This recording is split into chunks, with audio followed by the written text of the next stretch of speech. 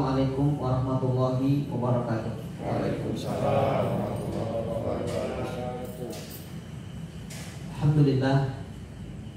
Alhamdulillahi wa innal hamdalillah nahmaduhu wa nasta'inuhu wa nastaghfiruh wa na'udzu billahi min shururi anfusina wa min sayyiati a'malina. May yahdihillahu fala mudilla lahu wa man yudlilhu fala hadiya lahu. Asyhadu an la ilaha illallah wahdahu la syarika lah wa asyhadu anna Muhammadan abduhu wa rasuluhu la nabiyya wa la rasula ba'dah. Allahumma la sahla illa ma ja'altahu sahla wa anta taj'alul hazna idza syi'ta sahla. Allahumma anfa'na bima 'allamtana wa 'allimna bima yanfa'una wa barik lana fi ilmina. Subhanaka la ilma lana illa ma 'allamtana innaka antal alimul hakim. Shadaqallahul adzim. Mudah-mudahan pertemuan kita malam hari ini dalam limpahan rahmat dan berkah Allah Subhanahu wa taala. Amin ya rabbal alamin. Yang saya hormati para ayahanda bunda, yang saya hormati DKM dari Masjid As-Sofa ini, Sofa, dan mudah-mudahan perkumpulan kita di sini, dipertemukan kita di tempat ini seperti ini juga Allah kelak mempertemukan kita di surganya Allah Firdausul A'la. Amin ya rabbal alamin. Alhamdulillah rabbil alamin. Masya Allah, kali kedua saya bersilaturahim ke tempat ini. Namun hari ini kita akan membahas satu judul yang mana judul ini sangat sering disampaikan para asatid, khususnya mendekat bulan Ramadan. Ya, di mana-mana ada tarikh Ramadan, menyambut Ramadan, ini sudah mulai muncul. Artinya apa? Artinya kita memang betul-betul sudah dekat antara kita dengan bulan Ramadan. Ya, kalau kita melihat sejarah, bulan Sya'ban itu adalah bulan yang Allah turunkan 4 peristiwa, dan peristiwa ini merupakan syariat daripada agama Islam yang ada. Yang pertama, Allah menurunkan syariat perpindahan kiblat dari Baitul Maqdis ke Ka'bah Musyarrafah. Yang kedua, Allah turunkan syariat perang Badar di bulan Sya'ban saat itu. Kemudian yang ketiga, Allah turunkan syariat puasa Ramadan. Ini pun di bulan Sya'ban. Lalu yang keempat, Allah turunkan syariat zakat. Semua ini adalah syariat yang ada di dalam Islam.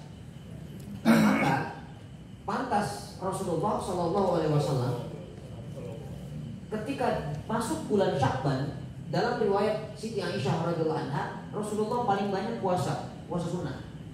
Jadi tidak ada puasa sunnah yang sangat banyak dilakukan oleh Rasulullah kecuali di bulan Sya'ban. Kemudian pertanyaannya, apa hubungannya dengan peristiwa itu?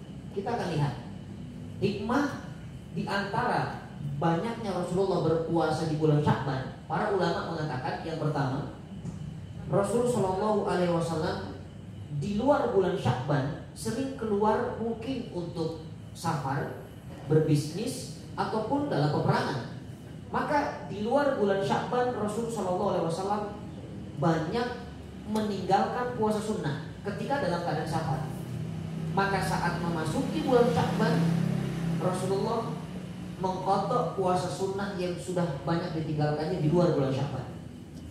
Ya, maka inilah kenapa Rasulullah banyak puasa di bulan Sya'ban. Yang kedua, ulama mengatakan istri-istri Nabi ternyata paling banyak puasa juga di bulan Sya'ban. Kenapa? Ternyata itu adalah puasa qadha yang dilakukan oleh istri-istri Nabi. Jadi dari kejadian ini ada hukum fikih yang bisa kita ambil. Seorang wanita boleh mengqadha puasanya itu tidak harus di bulan Syawal. Ya, kita pun tidak harus di bulan Syawal qadha puasa. Kalau memang masih repot urusan yang ini, jadi boleh mengqadha di bulan Sya'ban. Itu hikmah yang kedua. Hikmah yang ketiga, kenapa Rasulullah banyak puasa di bulan Sya'ban? Ternyata dari semua amal soleh yang kita lakukan, akan mudah kita melakukannya ketika diawali dengan kita ini berpuasa. Sumber yang atau puasa itu adalah amal soleh yang melahirkan amal soleh yang lain. Itu puasa. Coba bunda ayahanda, kalau lagi puasa, kira-kira apa yang kita lakukan? Lebih banyak sesuatu yang bermanfaat atau yang tidak manfaat? Kalau lagi puasa, manfaat.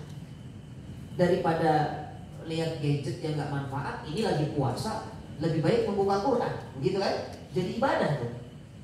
Kemudian daripada puasa ini ngomongin orang, ya lebih baik kita ini baca kitab atau baca buku, ataupun kita mendengarkan kajian. Itu lahir amal soleh yang lain. Ya, bahkan kalau ada yang membuat kita marah lagi puasa, bunda, ya bikin emosi, mungkin kita ini dikatakan dalam hadis Rasulullah SAW, kalau ada yang membuat anda marah, bahkan mau membunuh, apa kata Nabi? Qul ini imru'un shaim. Qul ini imru'un shaim. Katakan aku lagi puasa, aku lagi puasa. Bukankah menahan amarah itu bagian dari amal soleh? Amal soleh kan? Maka pantas Rasulullah memperbanyak puasa di bulan Sya'ban ternyata sebagai apa ya? Kalau dikatakan sebagai persiapan untuk masuk bulan Ramadan, sehingga ketika nanti masuk bulan Ramadan, amal soleh yang lain itu sudah mudah untuk dilakukan. Fawalli wajhaka syatral Masjidil Haram. Ya, dipindahkan kiblatnya ke Masjidil Haram. Dan bersamaan dengan itu juga orang Yahudi menghina tuh Nabi baru, agama baru, tapi nggak punya puasa. Puasanya ikutin kita. Kan dulu puasanya puasa Asyura. Maka Allah turunkan syariat puasa Ramadan. Nah, itulah peristiwa yang terjadi di bulan Sya'ban, sehingga hari ini kita berada di bulan Sya'ban, maka tidak ada yang terbaik yang kita lakukan kecuali memperbanyak amal soleh yang diawali dengan perbanyaklah puasa sunnah. Maka akan melahirkan amal soleh yang lain. Ini sebagai pengantar. Nah, hari ini kita akan melihat bagaimana keistimewaan bulan Ramadan. Makanya tema kita adalah menyambut Ramadan, tamu teristimewa. Nah, ayah dan bunda, kalau berbicara tamu, siapa sih orang yang tidak senang kedatangan tamu dan tamunya istimewa? Kira-kira kalau komplek ini kedatangan ulama besar gitu ya, yang memang sangat diistimewakan dan memang istiqomah, kira-kira bahagia nggak? Bahagia. Nah, yang saya khawatirkan, ada orang ini yang datang tamu istimewa, tapi ternyata dia menyambutnya tuh biasa saja. Karena mungkin dia mengatakan, kok biasa aja mau Ramadan? Nah, udah sering Ramadan mah. Itu bau gitu kan? Kalau jauh itu wangi gitu ya, ya bunda ya. Nah, inilah Ramadan. Ramadan ini adalah ibadah yang datangnya tahunan, bunda ayahanda. Masa tahunan kita tidak rindu kepada Ramadan? Berarti yang masalah adalah iman kita. Ini tamu istimewa, Allah siapkan 1 tahun hanya 1 kali hadir. Sementara kita menyambutnya dengan biasa-biasa saja. Maka ini adalah kelalaian, ini kecelakaan, dan ini adalah kesengsaraan. Ya, kesengsaraan nanti di akhirat. Kita kalau punya anak misalnya, anak kita jauh di kampung ataupun di luar kota lah. Kalau anak itu datangnya 1 bulan sekali, bosan nggak kita? Bisa jadi bosan. 1 bulan sekali datang lagi, kamu lagi. Tapi kalau datangnya 1 tahun sekali, ada kerinduan gitu. Ada kerinduan. Bahkan diharapkan kedatangannya. Kapan ya ini kamu kok nggak datang sih ke rumah? Kak, mama kangen nih, kapan kesini? Ini papa udah kangen nih sama kamu. Nah, bisa nggak kita dengan Ramadan itu seperti itu, bunda? Ada kisi-kisinya. Tandanya apa ya? Kalau memang ini ada dalam hati kita, maka insya Allah kita termasuk orang-orang yang akan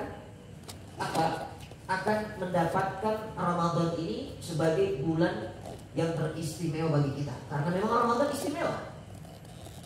Ya, maka dalam kesempatan yang berbahagia ini ada beberapa poin yang ingin saya sampaikan.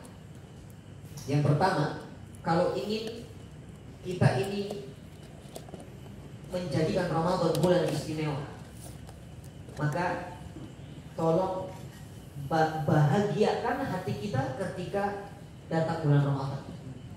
Ya, bahagia benar. Al-farah bihuduri Ramadan. Bahagia saat Ramadan itu datang. Tapi kalau bahagianya pas Ramadan itu terlambat. Sebetulnya bahagia yang paling benar itu dari sekarang. Dari sekarang tuh sudah bahagia menyambut Ramadan. Kita kalau seandainya di perjalanan, mohon maaf, kita mau pulang kampung, ya mungkin sudah beberapa tahun nggak pulang kampung. Ketika kita mau pulang kampung dan memberi kabar kepada orang kampung dari 1 minggu sebelumnya, kira-kira orang yang di kampung itu bahagianya saat kita datang atau dari sejak kabar kita sampaikan? Dari kita kabar itu sudah bahagia. Bapak, ibu, kami mau pulang, satu keluarga mau pulang dari Jakarta. Subhanallah, itu akan bahagia. Masih buat kita kisah yang sangat luar biasa. Rasulullah SAW saat memimpin peperangan namanya Perang Badar saat itu. Dan kita tahu Perang Badar itu pasukan muslim hanya 313 orang. Sementara orang-orang kafir itu 1000 lebih. Ya kalau secara jumlah hitungan pasti pasukan kafir akan menang. Tapi Rasulullah ini panglima perang yang hebat. Maka dibuat strategi oleh Rasulullah. Ayuhan nas, wahai manusia, para sahabat semuanya, ij'alus shaffan wahidah, buat satu saf seperti orang sholat. Nah, kenapa? Karena kalau seandainya jumlah yang 313 itu dibuat berkumpul, maka musuh akan melihat, oh sedikit pasukan mukmin. Maka dibuat satu saf seperti orang sholat, sehingga dari depan dilihat, oh pasukan mukmin banyak sekali. Padahal hanya 313. Dan Rasulullah saat itu menyampaikan tausiah di hadapan para sahabat, memberikan semangat. Apa kata Rasulullah SAW? Ayuhan nas, wahai manusia, ma bainakum wa bainal jannah illa qatli haula. Antara kalian semua ini dengan surga itu hanya terhalang pasukan perang yang ada di depan kalian. Kira-kira semangat yang sahabat. Bahkan ada sahabat seorang laki-laki bertanya, ya Rasulullah, baini wa bainal jannah illa qatli haula. Dengan antara aku dengan surga ini hanya terhalang pasukan perang ini. Iya, kata Rasulullah. Lalu sahabat ini mengatakan, bakin ya Rasulullah, siap ya Rasulullah. Kalau memang antara aku dengan surga hanya terhalang pasukan perang, aku akan siap bertempur di medan perang. Maka laki-laki ini berangkat, dia ikut berperang dan dia wafat di medan peperangan. Artinya apa? Artinya bulan Ramadan itu tangga yang paling cepat untuk kita menuju surga. Nah memang Ramadan tangga paling cepat, Ustaz. Mana dalilnya? Ada satu hadis. Ini untuk menguatkan. Surga itu indah gak kira-kira? Surga itu indah ya? Itu luar biasa. Saking indahnya surga itu gak bisa dibayangkan. Dengan apapun indera kita gak sanggup membayangkan. Ada ungkapan surga di dalam hadis Rasulullah SAW. Hadisnya sahih, panjang hadisnya, namun saya singkat. Innal jannata la tatazayyanu minas sanati ila sanah. Wa idza jaa Ramadan fa qalatil jannah qala rabbi ja'alni min ibadika subhana. Innal jannata, sesungguhnya surga itu berhias. Ini surga udah indah, berhias, tambah indah kan? Tambah indah. Surga itu berhias, setiap tahun surga itu berhias. Innal jannata la tatazayyanu minas sanati ila sanah. Setiap tahun surga itu berhias. Kira-kira kalau berhias itu mau kemana, Bu? Kira-kira kalau ada bapak misalnya, Bu, tolong ambilkan bapak jas yang terbaru dong, sepatu yang paling baru, yang paling keren, dasi bapak yang paling bagus juga tolong diambilkan, dipakai, ditanya, bapak mau kemana? Mau tidur, mungkin nggak? Mustahil. Pasti ingin datang ke satu acara yang mungkin acara yang bergengsi, entah itu rapat pejabat atau ada acara keundangan yang mewah, karena sudah rapi, ada tujuan ke sana. Begitupun seorang ibu, Pak, tolong ambilkan gamis ibu yang paling keren, jilbab yang paling baru, tas yang paling mahal. Mau kemana, Bu? Mau nyuci. Mustahil. Karena surga berkata kepada Allah, qala rabbi ja'alni min ibadika subhana. Ya Allah, tolong di bulan Ramadan ini pilih dari sekian banyak hamba-Mu untuk masuk menjadi penghuniku. Jadi pahami gak kira-kira? Jadi yang minta agar kita ini masuk ke dalam surga, langsung surganya minta. Kalau di luar Ramadan kan kita yang minta sama Allah, ya Allah jadikan aku ahli surga, ya Allah jadikan keluarga ahli surga, jadikan anak istri ahli surga. Itu di luar Ramadan. Tapi begitu masuk bulan Ramadan, surga yang minta kepada Allah, ya Allah tolong pilih di antara sekian banyak hamba-Mu yang ada di muka bumi ini untuk menjadi penghuniku. Wah, kira-kira kalau surga yang minta ini, kita kepilih apa enggak masalahnya? Ya kan? Masalahnya kita kepilih atau tidak. Makanya ketika masuk bulan Ramadan nanti, pantaskan diri kita untuk menjadi hamba Allah yang Allah pilih untuk menjadi penghuni surga. Ya. Dia hanya menggugurkan kewajiban tapi nggak dapat apa-apa budayanya. Rugi nggak ini? Dia sholat, ya sudah sholat saja. Dia puasa saja, tapi nggak dapat apa-apa. Cuma capek doang.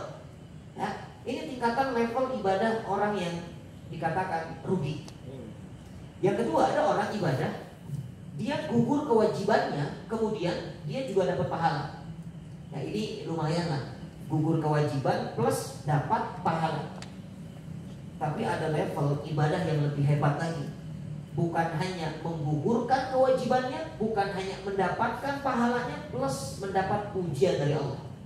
Allah tidak mengatakan, hai orang-orang yang kuat, tidak. Padahal puasa itu identik dengan fisik, ya kan? Ibadahnya fisik, seharusnya dipanggil itu orang-orang yang kuat. Atau dikatakan, hai orang-orang yang berakal, yang cerdas, tidak. Tapi di sini adalah iman, karena iman itu adalah kekuatan di atas kekuatan.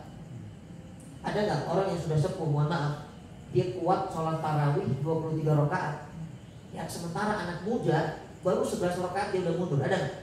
Ada. Bahkan orang-orang tua sampai akhir Ramadan dia masih ada bertahan di masjid. Coba cek yang masih muda. Biasanya masjid itu penuh ketika Ramadan itu di malam-malam awal kan? 1 hari, 2 hari, 3 hari, 4 hari, 5 hari itu penuh sampai keluar. Apalagi hari ini karena jaga jarak bisa jadi lebih parah lagi jarak kapasitasnya kepenuhnya. Tapi mohon maaf, ketika sudah masuk pertengahan makin maju nggak besar. Masjid itu ada kemajuan besar. Kutiba itu artinya apa? Diwajibkan. Kutiba alaikumusiyam kama kutiba, seperti orang-orang yang terdahulu. Jadi sebetulnya puasa ini nggak cuma kita yang merasakan, orang sebelum kita juga puasa. Bahkan para sahabat itu puasanya Bunda tidak seperti kita. Para sahabat itu puasa perang Badar. Coba kebayang nggak puasa sambil perang? Kalau kita sekarang puasa masuk kamar nyalain AC, ya kan? Kadang-kadang kumur-kumur nyolong dikit-dikit, masuk 3 keluar 2. Temennya nggak bisa suudon, oh batal puasanya suudon, pahalanya hilang. Jadi nggak berani, oh iya ya. Nah itu hati-hati tuh, sahabat tuh luar biasa ujiannya. Makanya coba kita banyak bersyukur kepada Allah. Ya Allah memberikan kita ini syariat puasa, bukan untuk membebani kita, tapi ini adalah kemudahan dari Allah. Bahkan bukan hanya itu, di ayat setelahnya Allah mengatakan ayyaman ma'dudat. Apa artinya? Hari-hari yang bilangannya itu bisa dihitung. Kalau bisa dihitung itu banyak atau sedikit? Sedikit. Makanya ada ulama mengatakan sebetulnya puasa Ramadan itu 10 hari, tapi dikali 3. Qad ja'akum syahrul Ramadan syahrul mubarak faradallahu siyamahu tuftahu fihi abwabul jannah wa tughlaqu fihi abwabul jahim wa tughallu fihi maradatus sayatin wa fihi lailatul khairu min alfi syahri faman hurima khairaha faqad hurim. Ada 8 poin di sini. Ya, saya terjemahkan. 1, qad ja'akum syahrul Ramadan, telah datang kepada kalian bulan Ramadan. Syahrul mubarak, bulan yang penuh dengan keberkahan. Kemudian diwajibkan atas kalian berpuasa. Dibuka pintu surga, ditutup pintu neraka, dan diikat setan. Kemudian di dalamnya ada malam yang lebih baik dari 1000 bulan. Dan siapapun yang tidak mendapatkan kebaikan di malam itu, maka terlepas dari segala kebaikan. Ini hadisnya sahih. Kita akan cek satu persatu mana perintah, mana beban, mana kabar gembira. Yang pertama, saya tanya Bunda yang ada di boleh untuk menjawab. Qad ja'akum syahrul Ramadan, telah datang kepada kalian bulan Ramadan. Bulan Ramadan kabar gembira atau beban? Kabar gembira. Satu, kabar gembira. Tolong diingat. Yang kedua, syahrul mubarak atau syahrul mubarakun, bulan yang berkah. Ini kabar gembira atau beban? Kabar gembira. Yang ketiga, faradallahu siyamahu, Allah mewajibkan puasa di dalamnya. Ini perintah atau kabar gembira? Perintah. Ini perintah. Diperintahkan untuk puasa Ramadan. Kemudian tuftahu fihi abwabul jannah, dibuka pintu surga. Ini kabar gembira atau beban atau perintah? Kabar gembira. Kemudian ditutup pintu neraka. Ini kabar gembira atau perintah? Kabar gembira. Kemudian diikat setan. Kabar gembira atau beban? Kabar gembira. Kemudian di dalamnya ada satu malam yang lebih hebat dari 1000 bulan. Ini kabar gembira atau perintah? Kabar gembira. Terlepas dari kebaikan di malam itu, maka dia akan kehilangan segala kebaikan. Ini beban, peringatan atau perintah? Peringatan. Jadi kalau kita hitung dari 8 poin ini, ada 6 kabar gembira, ada 1 perintah, dan ada 1 beban. Jadi pahami ya? Ternyata banyakkan mana? Banyakkan kabar gembira atau beban? Kabar gembira. Nah, coba di mana letak beban Ramadan? Gak ada. Ya Allah sudah sampaikan. Maka poin yang pertama ini, kalau ingin menyambut tamu yang istimewa ini, wajib bagi kita untuk berbahagia. 1 poin.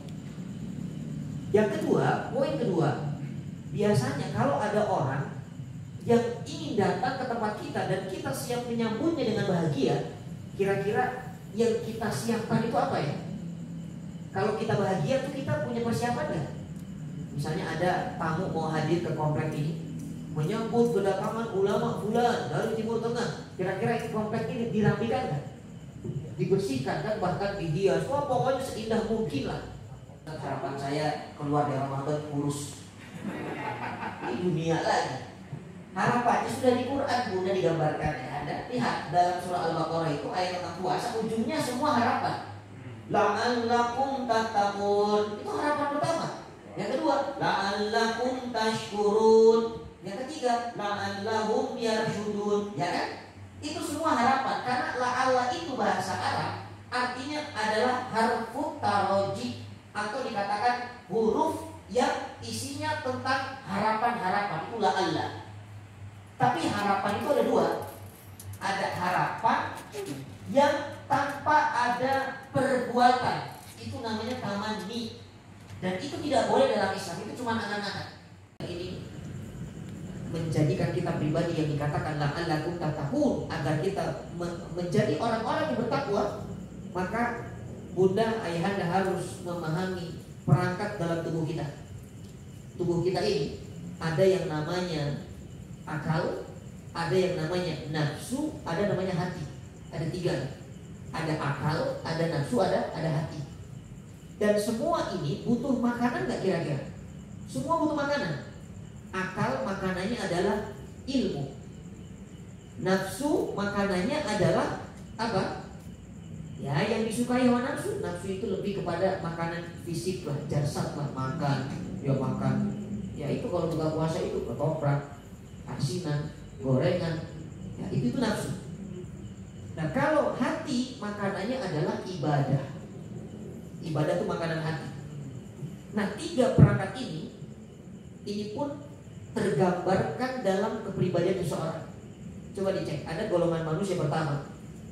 Dia ini selalu menjadikan hawa nafsunya sebagai imam daripada akalnya. Sehingga orang ini nafsunya la ammaratun bisu, selalu amarah, selalu mengarahkan kepada maksiat lagi. Yang kedua, ada golongan manusia yang dikatakan hatinya sakit, maka nafsunya lawwamah. Orang yang hatinya sakit itu begini, hari ini mencaci maki orang, besok minta maaf. Aduh maaf ya Bu, kemarin saya lagi emosi. Itu lawwamah tuh. Berbuat maksiat, merasa salah, dia minta maaf, besok begitu lagi. Ada gak punya teman yang begitu? Ya hari ini maksiat, besok tobat di masjid, sholat, ya Allah, besok maksiat lagi. tobat lagi, maksiat lagi, itu namanya lawamah. Kalau bahasa kita labil, ya. Gampang istighfar dia, tapi gampang juga maksiat. Itu orang yang sakit hatinya, ya. Maka orang seperti ini kalau tidak segera disembuhkan, ini akan bahaya, akan mati hatinya. Yang hatinya ini hidup, ya, hatinya hidup. Kenapa? Karena dia menjadikan akal sebagai imam, nafsu sebagai makmum. Ini yang disebut dengan nafsul mutmainnah. Nah, para ulama mengatakan nafsul mutmainnah ini yang disebut dengan takwa. Jadi kalau dikatakan la'allakum tattaqun, sama dengan apa? Nafsu yang mutmainnah. Jadi ukurannya, kalau kita ingin tahu apakah puasa Ramadan kita mencetak kita menjadi pribadi yang takwa, cek nafsu kita. Apakah nafsu yang amarah, apakah nafsu yang lawamah, ataukah nafsu yang mutmainnah. Ayat 76 ya. Mohon maaf. Surat ke-10 ayat 57 58. Ya, apa kata Allah? A'udzubillahi minasyaitonir rajim. Ya ayyuhan nasu qad ja'atkum mau'izatun mir rabbikum wa syifaa'un lima fis sudur wa hudan wa rahmatul lil mu'minin. Qul bi fadlillahi wa bi rahmatihi fa bidzalika falyafrahu wa khairum mimma yajma'un. Jadi ayat ini adalah mematahkan daripada kegembiraan orang-orang yang menjadikan Korun sebagai trend center saat itu. Nah, ayat ini menceritakan tentang turunnya Quran. Hai manusia, sesungguhnya telah datang kepada kalian pelajaran dari Tuhan kalian, penyembuh bagi penyakit-penyakit yang ada dalam dada kalian, dan petunjuk serta rahmat bagi orang-orang yang beriman. Artinya Quran yang turun. Maka Allah mengatakan, Qul bi fadlillahi wa bi rahmatihi fa bidzalika falyafrahu. Maka dengan karunia Allah dan rahmatnya berbahagialah Anda karena Quran ini diturunkan kepada Anda. Menutup ayat tentang Ramadan dengan ayat yang isinya adalah tentang masalah permintaan seorang hamba. Seolah-olah nggak nyambung. Kok tiba-tiba Allah katakan wa idza sa'alaka ibadi anni fa inni qarib ujibu da'wata da'i dadaan falastajibuli wa yu'minu bi lahum yarsudun. Kenapa tiba-tiba doa? Jadi ini adalah reward dari Allah. Allah yang menyampaikan kepada kita, wahai manusia, orang-orang beriman, Anda sudah puasa, Anda sudah apa? Mengistimewakan Ramadan, Anda sudah bahagia dengan Ramadan, maka aku kasih hadiah, doamu mustajab. Silakan minta apapun kata Allah. Makanya doa itu ayatnya wa idza sa'alaka ibadi anni fa inni qarib. Qarib itu artinya dekat. Jadi salah satu amalan yang membuat kita dekat dengan Allah selain sujud itu adalah doa. Ya, selain kita sujud itu adalah doa, itu membuat kita dekat dengan Allah. Dan uniknya ayat ini kalau kita kupas singkat tafsirnya. Di situ Allah menggunakan kata-kata wa idza sa'alaka ibadi anni fa inni qarib. Uji budak wa tadai. Uji. Ada uji, ada astajib. Nah, dengar gak? Ada uji, ada astajib. Di ayat lain Allah mengatakan ud'uni astajib lakum. Nah, hafal ayat, Masya Allah. Ya, minta kepadaku, aku akan kabulkan. Nah, di ayat ini Allah nggak gunakan astajib, tapi uji. Apa perbedaannya yang mudah? Ini permainan bahasa Arab. Bahasa Arab itu kullama zadal mabni zadal makna. Astajib dengan ujib ketambahan huruf apa itu? Sin. Ya kan? Yang ayat awal tadi ada sin, yang ini nggak ada. Maka artinya itu nggak sama. Saking kayanya bahasa Arab. Coba sujud itu apa bahasa Indonesia? Nggak ketemu kita. Coba diganti. Nah setelah rukuk coba nyungsep. Nggak enak. Nggak enak. Makanya bahasa Arab itu luar biasa.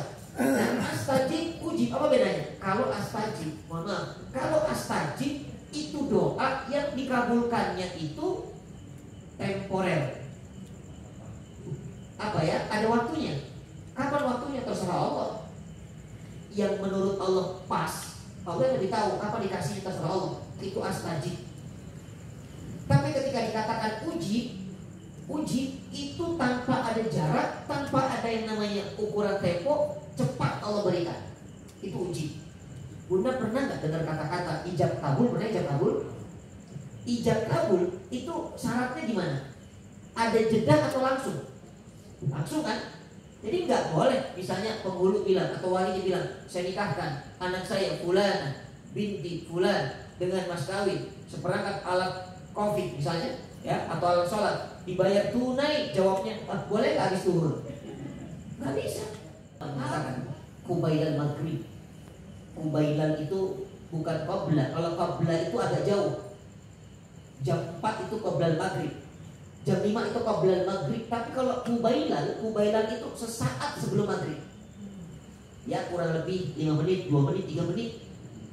Dan ini waktu krusial. Kadang-kadang waktu seperti ini kita sibuk cari cabai. Ini gorengannya belum ada cabainya di mana-mana.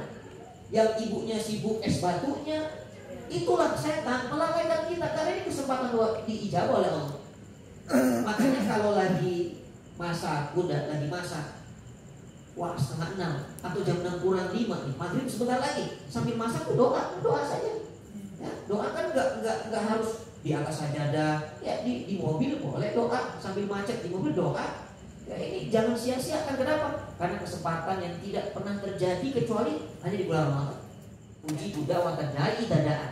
Aku cepat mengabulkan doa orang yang bermohon kepadaku idadaan apabila dia minta. Ya kalau dia nggak minta, ya apa yang dikabulkan. Jadi doa itu memang unik. Allah itu tahu nggak apa keinginan kita? Tahu kan? Tapi kenapa kita harus terucap ketika doa? Ya ada nggak orang doa, ya Allah, Engkau maha tahu deh isi hatiku, udah tidur doanya.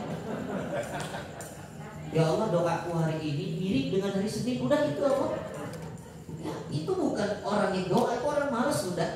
Ya Allah menilai doa kita itu adalah ibadah. Ucapan doa itu ibadah. Ya, kalau kita ke dukun misalnya, alhamdulillah bukan ke dukun, kita ke dokter misalnya, kita mau berobat, kira-kira dokter itu nanya nggak kronologi sakit itu gimana? Kita mau ceritakan ke dokter, ngobrol sama dokter tuh padahal udah malam mas capek, ditanya lagi. Pokoknya saya sakit demam dari kemarin, dok, ini udah muntah begini, sampaikan. Sementara kepada Allah kita nggak mau keluh kesah. Yang mana Allah itu nggak pernah salah kayak solusi. Kalau dokter bisa salah. Ya saya pernah salah obat dulu. Saya cerita sakitnya ini, dikasihnya obat ini, akhirnya tambah parah sakitnya. Dia melakukan kewajiban-kewajibannya kepadaku, wal yu'minu bi, dan beriman. Nah, ini unik juga, Allah menggunakan huruf sin di sini. Lihat kata-katanya. Fal yastajibuli. Allah nggak mengatakan fal yajibuli. Kalau seandainya Allah mengatakan fal yajibuli, maka dia harus segera menunaikan kewajibannya kepadaku. Nggak ada kewajibannya dicicil, harus cash. Bisa dipahami nggak? Tapi Allah tahu hambanya itu lemah, makanya Allah katakan fal yastajibuli. Seolah-olah gini, Allah katakan, terserah hambaku mau sholatnya nyicil, mau duhanya 2 rakaat dulu, mau witirnya terakhir, mau hatam Qur'annya terakhir. Yang penting selama dia doa, selama dia punya iman, tetap aku akan kasih doanya cash. Itu soal.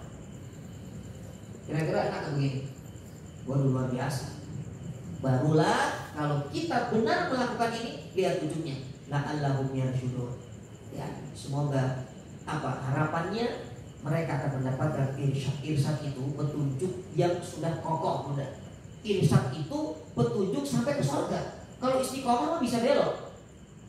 Ternyata irsyad itu derajat itu luar biasa. Makanya ada mu'alim, ada mursyid. Mu'alim itu guru, mursyid juga guru. Tapi mursyid itu guru yang sampai bimbingan surga. Itu mursyid namanya. Ya, jadi orang yang mendapatkan irsyad ini orang yang beruntung dan pasti dia selamat. Karena Allah bimbing betul sampai pada sampai ke surganya Allah, itu irsyad namanya. Karena yang namanya orang tersesat itu bisa 2 kemungkinan. Bisa tersesat karena dia ini dia bisa tersesat padahal dia sudah beriman, dan dia bisa tersesat dan memang dia belum beriman. Nah, kita yang paling sering itu tersesat dalam keadaan sudah beriman. Syukran lakum ala husni istimaikum. Jazakumullah khair. Assalamualaikum warahmatullahi wabarakatuh.